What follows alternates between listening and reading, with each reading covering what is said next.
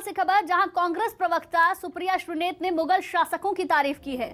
मुगल शासनकाल में कुछ मुगल शासक अच्छे थे, सुप्रिया श्रीनेत ने कहा। राफेल को लेकर भी सरकार पर निशाना साधा। यूपीए सरकार में 126 राफेल का कॉन्ट्रैक्ट दिया गया था।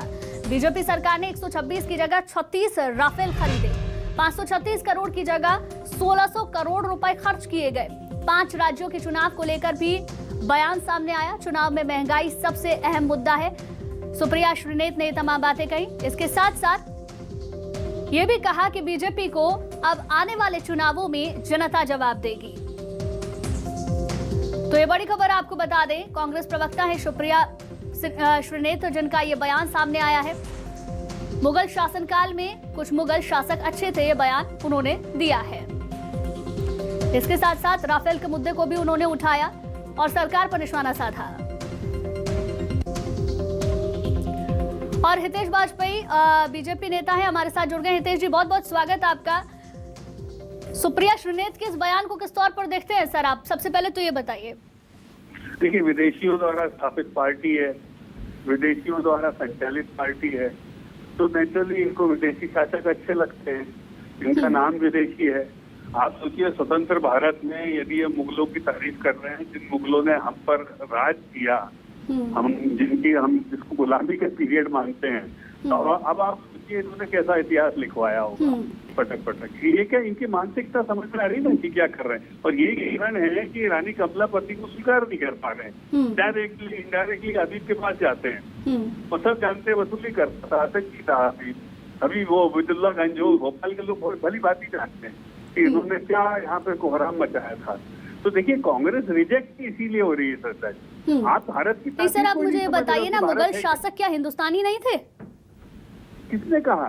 तो फिर मुगल कब से हिंदुस्तानी हो गया? आप बताइए ना, तो इतिहास में नहीं सर, इतिहास तो आपने भी पढ़ा होगा ना सर। कितने शासक ऐसे रहे जिन्होंने हमारे हिंदुस्तान के लिए बहुत कुछ कंट्रीब्यूट किया, तो आप उनको इंक्लूड नहीं करते क्या? वो तो ब्रिटिशर्स ने भी किया। तो क्या आप उनको भी अच्छा मानेंगे कि कुछ ब्रिटिशर अच्छे थे, वाइसरॉय, गवर्नर? ये कोई बात हुई क्या? ये तो इलॉजिकल बात हो गई ना। तो भारत पर जितने लोग बाहर से आए उसमें मुगल शामिल थे, और मुगलों को हम हमारे आकर नहीं स्वीकार करते। ये बात है, इसमें कौन सी दिक्कत वाली बात है? नहीं हितेश जी, मुगलों को आमतौर पर मुसलमान से जोड़कर देखा जाता है, तो आपको नहीं लगता कि हर बार इसी तरीके के मुद्दे उठ के हम समाज को बांटने की कोशिश करते हैं, हिंदू मुस्लिम को अलग करने की कोशिश करते हैं? आपने बहुत बहुत अच्छा सवाल पूछा। देखिए, इस्लाम बुरा नहीं होता कभी भी, लेकिन इस्लाम को फॉलो करने वाला भारतीय अलग है, अरब का व्यक्ति अलग है, सीरिया का अलग है, इसराइल का अलग है, अल कायदा का अलग है। तो फिर वो तो अलग अलग हुए ना। इस्लाम थोड़ा ना बुरा होता है। मुगल अलग थे, जो तलवार लेके लोगों की गर्दनें काटते थे, जिन्होंने मंदिर तोड़ डाले, वहां पर मकबरे बना दिए, ताजमहल बना दिए, कैथरी बना दिया, तोड़ ताड़ डाला सारा। उनको आप बोलते हो अच्छे थे?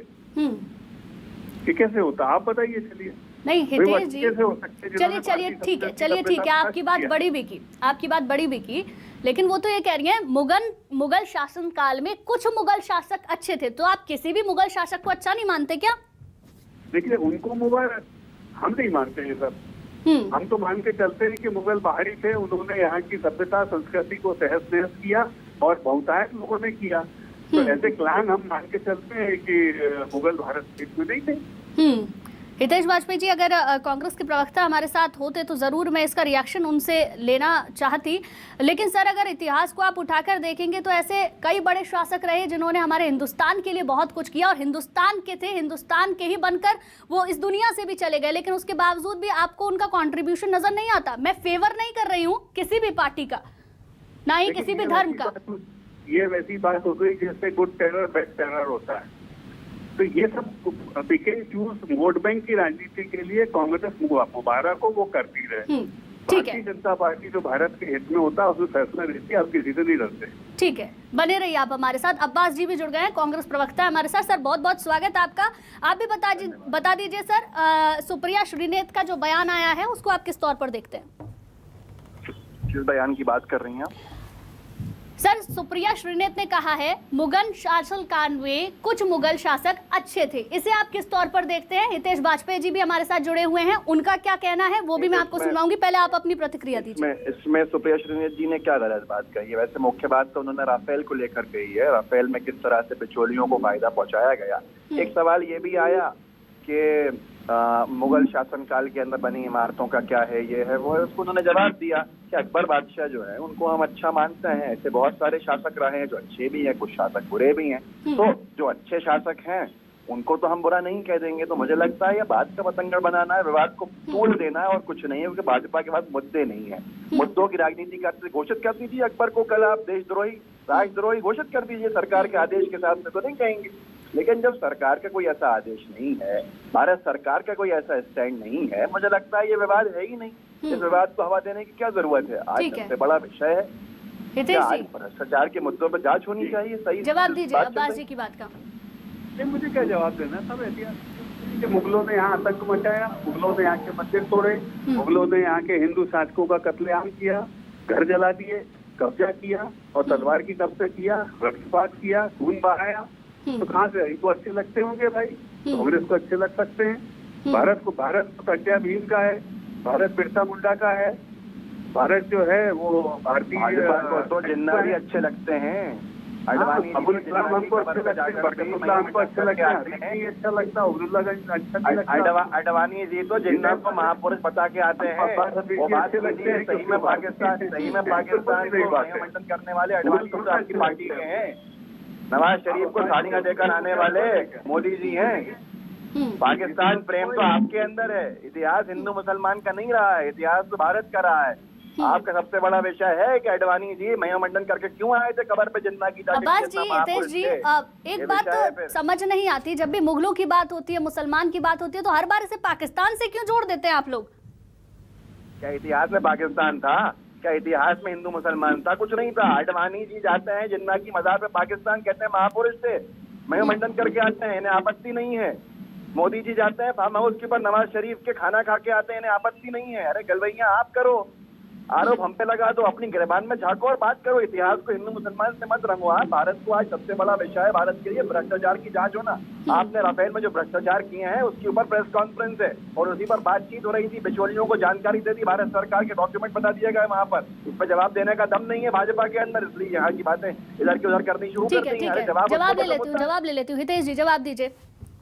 देखिए, मैं तो डंके की चोट पे कह रहा हूँ, कांग्रेस को हबीब पसंद होगा, हमें हबीब नहीं पसंद है, हमें रानी कमलापति पसंद है। कांग्रेस को औरंगजेब बाबर पसंद नहीं। हितेश जी, आपको ऐसा नहीं लगता? फिर से मैं अपने सवाल को दोहराऊंगी, आप इस बात को दोबारा से कह रहे हैं, आपको नहीं लगता आप समाज को बांटने की कोशिश करते हैं हर बार?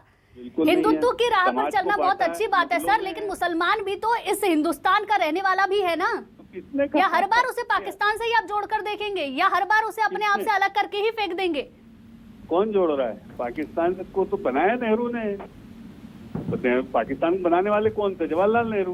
तभी तो प्रधानमंत्री बने, नहीं तो बन पाते। धन्यवाद देकर आए उन्होंने देश के टुकड़े कर डाले। किसको? जिन्ना को कि आपको बधाई हो, आपने पाकिस्तान ले लिया। बीडी सावरकर इतिहास में दर्ज है, इतिहास पढ़िए, अध्ययन कीजिए। वाजपेयी जी हवाई बातें मत किया कीजिए यहाँ पर।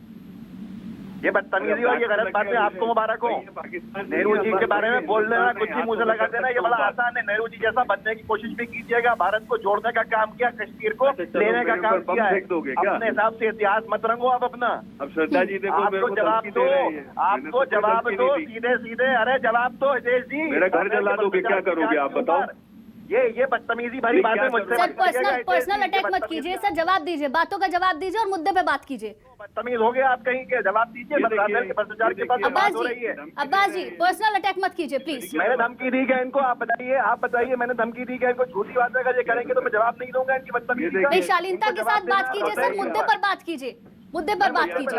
जवाब दे कब रहे हैं मुद्दे के ऊपर? सामने आ गया। मैं कह रहा हूँ कि भ्रष्टाचार की जांच के बारे में अगर मुद्दे उठाए गए हैं तो उस पर जवाब दो ना। राफेल की जानकारी बिचौलियों के पास कैसे गई? बिचौलिया जो ब्लैक लिस्टेड थे उनको बिचौलिया क्यों बनाया गया? ये सवाल थे प्रेस कॉन्फ्रेंस के, लेकिन जवाब देना ये कहीं और पे जाके अभी भी जवाब नहीं देंगे। जवाब अभी भी नहीं देंगे, जवाब अभी भी नहीं देंगे, क्योंकि भ्रष्टाचारी लोग हैं। भ्रष्टाचारियों को इन्होंने साथ में लेके राफेल की डील करी, इस पे जवाब ये नहीं देंगे। चलिए ठीक है, नहीं कर देंगे, ठीक है, जवाब ही नहीं है बीजेपी के पास। ठीक है। अब्बास हफीज जी, हितेश वाजपेयी जी, बहुत बहुत शुक्रिया आपका हमारे साथ जुड़ने के लिए। लेकिन कहीं ना कहीं राजनीतिक पार्टियों को ये समझने की जरूरत है, भारत का एक इतिहास रहा है और इतिहास में चाहे हिंदू हो या मुसलमान हो, सबका एक बड़ा योगदान भी रहा है। तो इसको हिंद छिंद करने की जरूरत नहीं होती है, समझने की जरूरत होती है। हर बार एक ही मुद्दा होता है, हिंदू मुसलमान करके समाज को बांटने की कोशिश यहाँ पर की जाती है।